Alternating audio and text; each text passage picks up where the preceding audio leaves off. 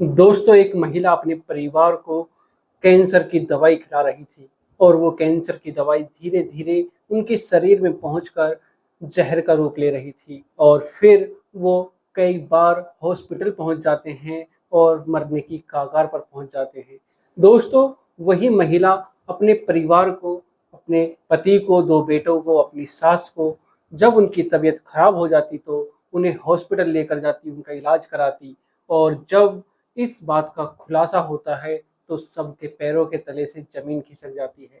सब सोचने और समझने के लिए मजबूर हो जाते हैं कि आखिर कोई महिला ऐसा कैसे कर सकती है। अपने ही पति को, अपने बेटों को, अपनी सास को वो मौत के घाट क्यों उतारना चाहती थी। लेकिन ऊपर वाले का शुक्र होता है कि वो बाल-बाल बच जाते हैं। तो दोस्तों, जानते हैं आज की इस कहानी के माध्यम से पूरी घटना को शुरू से आखिर तक कि उस महिला ने ऐसी साजिश क्यों रची। तो दोस्तों, अगर आप चैनल पर पहली बार हैं, चैनल को सब्सक्राइब करें, वीडियो को लाइक करें, शेयर करें, कमेंट करें, बेल आइकन ज़रूर दबाएं जिससे कि मेरे आने वाली हर एक वीडियो आप तक पहुंच सके और आप क्राइम से रूबरू हो सकें। तो दोस्तों, चलते हैं, जानते हैं शुरू से आखिर तक पूरी घटना को। नमस्कार दोस्तों, मैं अनुज आज आपके लिए जो ये कहानी लेकर आया हूँ ये है कर्नाटक प्रदेश की। दोस्तों, कर्नाटक प्रदेश का ही एक जिला लगता है हसन और उसी का एक जिला लगता है तैमूर। दोस्तों, 2 जून को एक व्यक्ति जिसका नाम गजेंद्र होता है वो दौड़ा दौड़ा पुलिस स्टेशन जाता है और वहां पर पहुंचकर थानेदार साहब से कहता है कि साहब, मेरी पत्नी अपने पूरे परिवार को मारना चाहती है। और जैसे ही थानेदार साहब यह सुनते हैं वो भी चौंक जाते हैं और कहने लगते हैं कि तुम ऐसा कैसे कह सकते हो।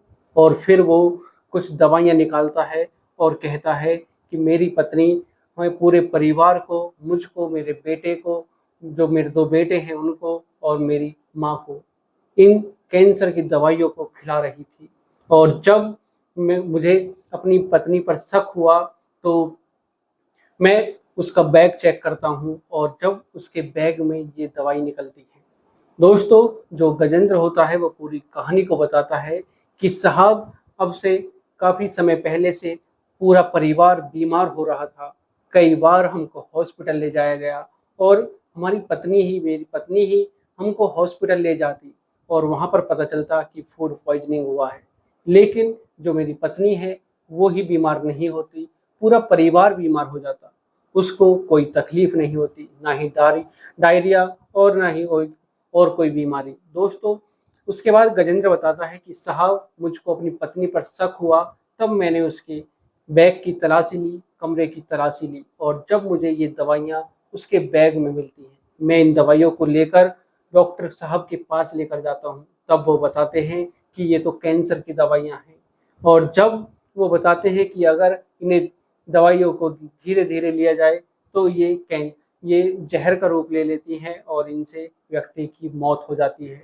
और फिर जैसे ही मैंने यह सब सुना, मेरे पैरों के तले से ज़मीन खिसक गई और मैं सोचने और समझने के लिए मजबूर हो गया कि आखिर मेरी पत्नी पूरे परिवार को क्यों मारना चाहती है। दोस्तों, उसके बाद गजेंद्र कहता है कि साहब, हमें बचा लो, नहीं तो हमारी जो पत्नी है वो हमको मार डालेगी। और उसके बाद जो थानेदार साहब होते हैं वो सोचने कुछ सोचने लगते हैं कि आखिर ऐसे कैसे किसी को गिरफ्तार किया जाए और फिर वो अपने जो कप्तान साहब होते हैं उनके पास फ़ोन करते हैं, उनको सूचना पहुंचाते हैं और फिर जब डॉक्टर की टीम के पास उन दवाइयों को भेजा जाता है तब कुछ जांच की जाती है कि हाँ, धीरे-धीरे इन दवाइयों को लेने से व्यक्ति की मौत हो जाती है और फिर उसके बाद पुलिस की टीम पहुंचकर उसकी पत्नी को गिरफ्तार कर लेती है। और जब पुलिस की टीम उसको गिरफ्तार करती है, उससे पूछताछ की जाती है, तब जब वो पूरी कहानी को बताती है तो सबके पैरों के तले से ज़मीन खिसक जाती है। सब सोचने और समझने के लिए मजबूर हो जाते हैं कि आखिर कोई पत्नी अपने पति के परिवार को, अपने पति को ऐसी हालत में ले जाती है और जब उनकी कंडीशन खराब हो जाती है तो फिर उनको हॉस्पिटल भी ले जाती है।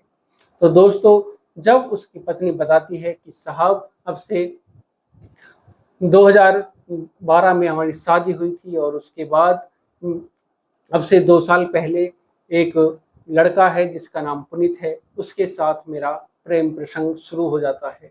और जब मेरे पति को यह बात पता चलती है तो वो मेरे साथ मारपीट करना शुरू कर देता है। और फिर जब वो मेरे साथ मारपीट करता है तो मैं पुलिस स्टेशन पहुंचकर उसके मुकदमा लगा देती हूँ और पुलिस उसको 2-3 दिन के लिए गिरफ्तार कर लेती है।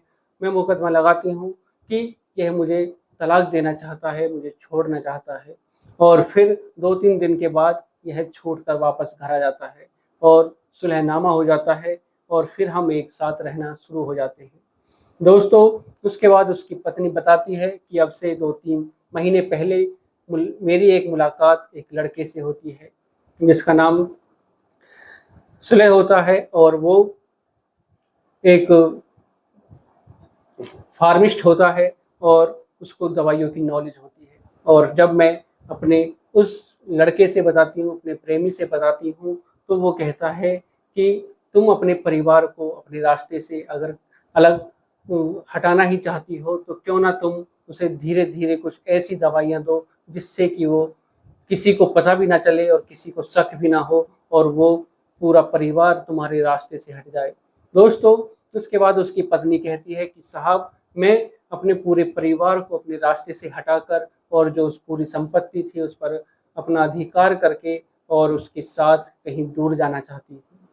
और फिर मैंने सर्च किया कि ऐसी क्या है, ऐसी कौन सी दवाइयाँ हैं और फिर मुझे दवाइयाँ मिल जाती हैं। और फिर जो मेरा प्रेमी होता है वो उससे मैं बताती हूँ तो वो दवाइयाँ लेकर आता है, कुछ नींद की गोली लेकर आता है और फिर धीरे धीरे मैं उन दवाइयों को अपने परिवार को देना शुरू कर देती हूँ। चाय में, कॉफ़ी में, खाने में धीरे धीरे उनको देना शुरू कर देती हूँ। उनकी तबीयत खराब होनी शुरू हो जाती है और जब तबीयत खराब होती तो मैं उनको हॉस्पिटल भी ले जाती थी जिससे कि किसी को शक भी ना हो। और फिर इसी प्रकार मैं उनको दवाई दे रही थी और उनकी तबीयत भी खराब हो रही थी। मुझे पता था कि किस वजह से इनकी तबीयत खराब हो रही है और जब मैं हॉस्पिटल उनको लेकर जाती तो यही पता चलता कि उनकी फूड पॉइजनिंग हुआ है, कुछ उल्टा सीधा खाने से उनको यह परेशानी हुई है। दोस्तों, जब वह पूरी कहानी बताती है, सबके पैरों के तले से ज़मीन खिसक जाती है और सब सोचने और समझने के लिए मजबूर हो जाते हैं।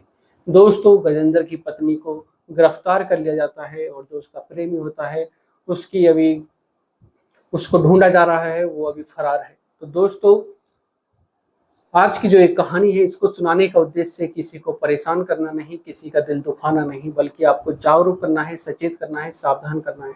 सतर्क रहें, सावधान रहें, सुरक्षित रहें। तो दोस्तों, मिलते हैं एक और घटना के साथ। आज के लिए सिर्फ इतना ही। अगर आप चैनल पर पहली बार हैं, चैनल को सब्सक्राइब करें, वीडियो को लाइक करें, शेयर करें, कमेंट करें। दोस्तों, आपके एक सब्सक्राइब से मेरा हौसला बढ़ता है, आपके एक लाइक से मेरा हौसला बढ़ता है। दोस्तों, इसलिए चैनल को सब्सक्राइब कर लीजिए। अगर आपको वीडियो तनिक भी अच्छी लगी हो, दोस्तों बहुत मेहनत लगती है चैनल पर वीडियो बनाने के लिए, फिर उसको डालने के लिए। तो दोस्तों, अगर चैनल पर आप पहली बार हैं, चैनल को सब्सक्राइब करना बिल्कुल भी ना भूलें और अपनी राय कमेंट बॉक्स में ज़रूर दीजिएगा। तो दोस्तों, मिलते हैं एक और घटना के साथ। आज के लिए सिर्फ इतना ही। नमस्कार, जय श्री श्याम।